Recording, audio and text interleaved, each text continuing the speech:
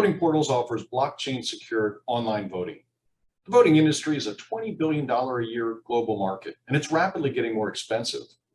People don't trust the voting process, and most are still using paper ballots. Our solution was to create a user-friendly, low-cost, tamper-proof online voting software.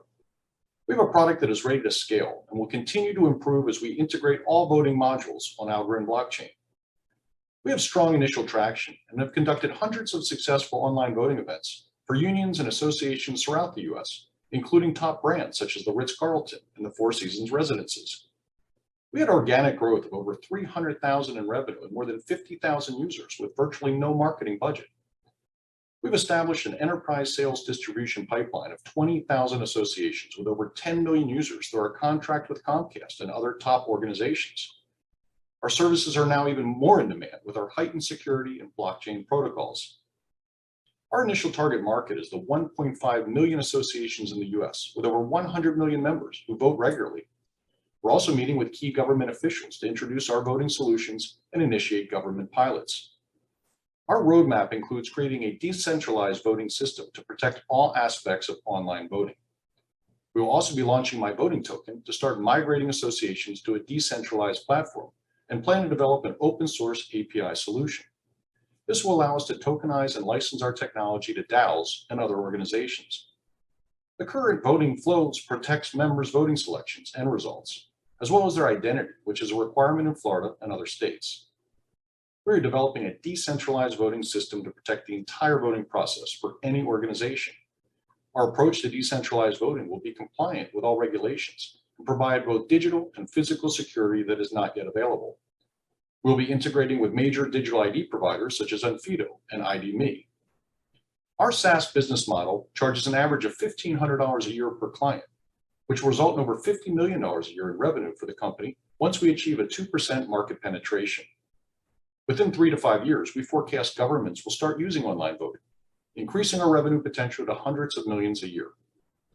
Our founders have over 60 years of combined legal and technology experience, and our team of developers and engineers have over 50 years of experience working on projects for Microsoft and Sapient Global. We have an advisory board, which includes politicians with some of the top election experience in the country. We are founder funded with no debt and received a grant from the Algorand Foundation and a pre-seed investment from Borderless Capital. We're looking to raise $1 million in a seed round to launch our sales platform, further develop our technology, and fulfill on existing contracts. Please join us in creating the future of online voting.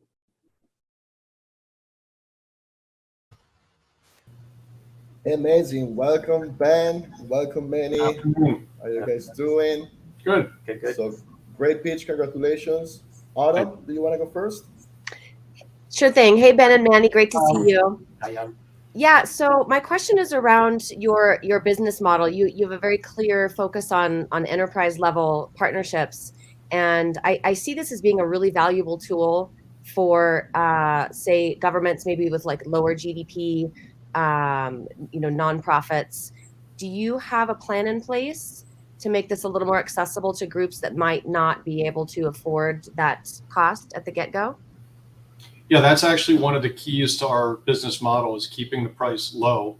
And that's one of our competitive advantages. We've got different price points where we tailor contracts and projects for different types of groups. But as we mentioned, our average price points as low as $1,500 a year. And we've got actually a lower for smaller associations as well.